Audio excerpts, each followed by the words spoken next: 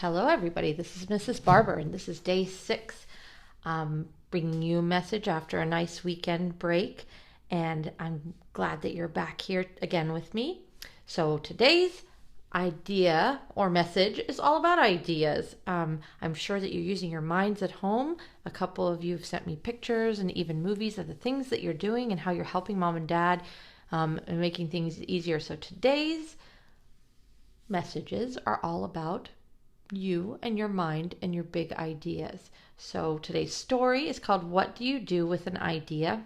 And then we will have a poem by Jack Perlutsky, and then a simple drawing that my friend taught me, a meditation, a mindfulness activity. And then we will say farewell till tomorrow. What do you do with an idea?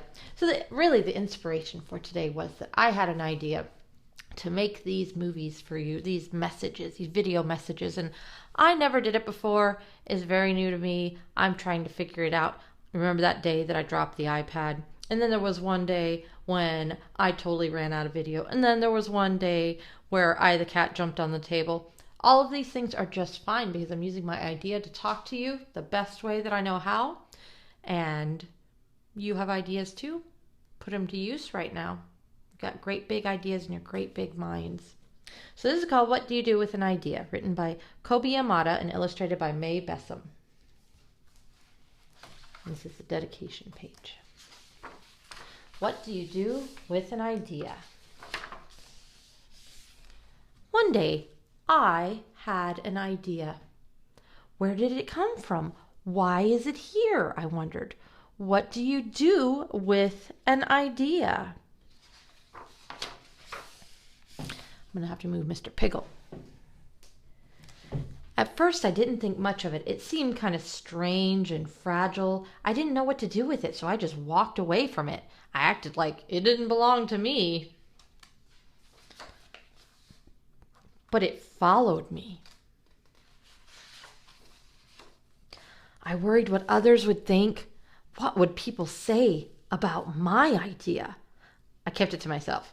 I hid it away and I didn't talk about it. I tried to act like everything was the same as it was before my idea showed up. But there was something magical about my idea. I had to admit, I felt better and happier when it was around. It wanted food. It wanted to play. Actually, it wanted a lot of attention.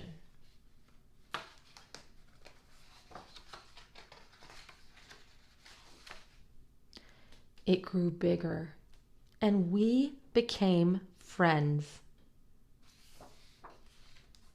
I showed it to other people even though I was afraid of what they would say. I was afraid that if people saw it, they would laugh at it. I was afraid they would think it was silly. And many of them did and said it was no good. They said it was too weird. They said it was a waste of time and it would never become anything. And at first I believed them. I actually thought about giving up on my idea. I almost listened to them. But then I realized, what do they really know?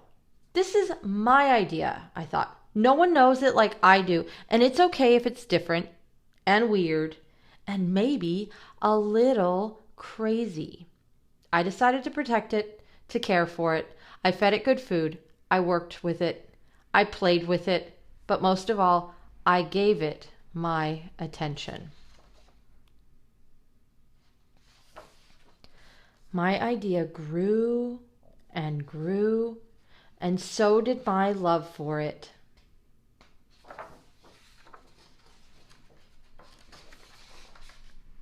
I built it a new house, one with an open roof where it could look up at the stars, a place where it could be safe to dream.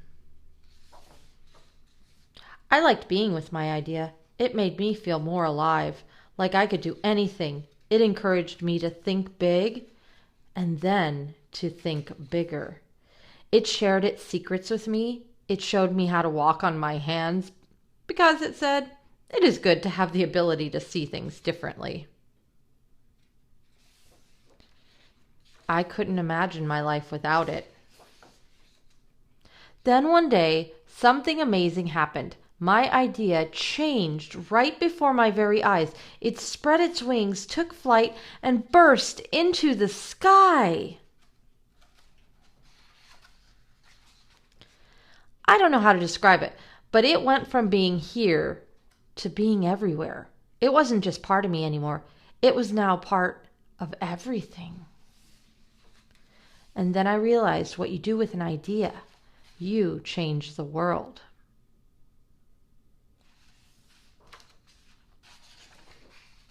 I think this is a very, very, very special book, an important book right now when scientists are having lots of ideas and doctors are having lots of ideas. And Mrs. Barber had a tiny idea to share these videos with you. And I thought people would laugh at me. I thought maybe people would say, that's not very professional. You're not a YouTuber. What are you doing?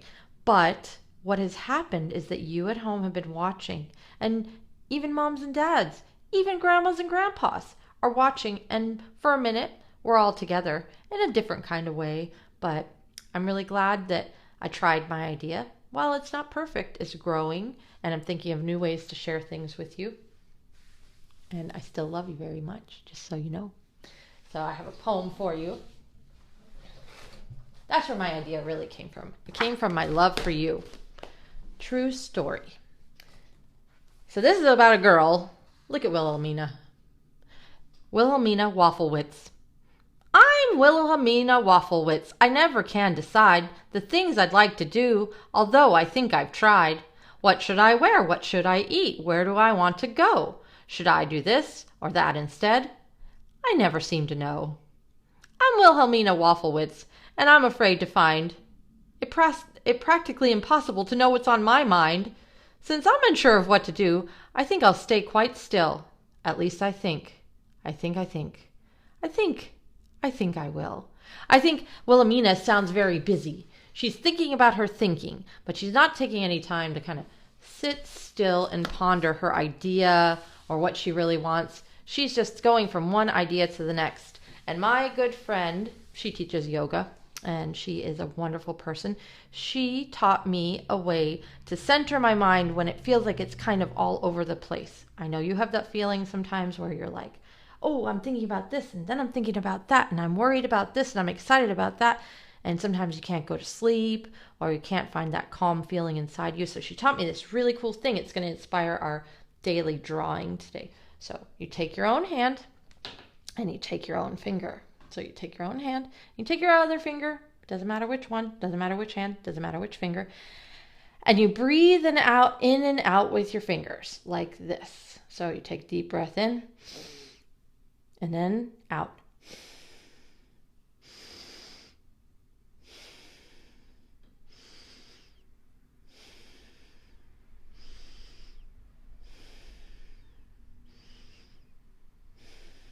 And then if you need it, you go back the other way and you keep going until your mind finds a way to be so calm that you almost forgot what you were thinking about. But you have to go really slowly with your breath. That's important. So you have your feelings and you have your breathing, and you can look at your hand. So you're using your visual, and you take calm breaths in and out. And I like that feeling.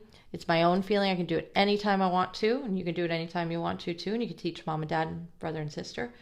And it's a calming all by yourself thing to do. So today's art is inspired by my friends' calming meditation. So I'm going to draw my hand, and if you have a way to draw your hand, you can do it too.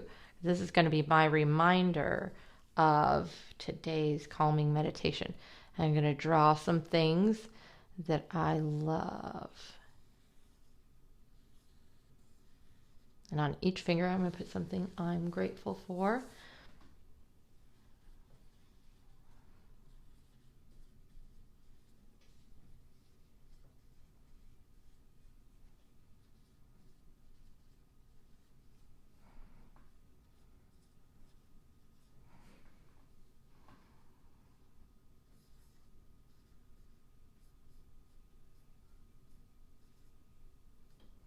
And you can draw your meditation hand.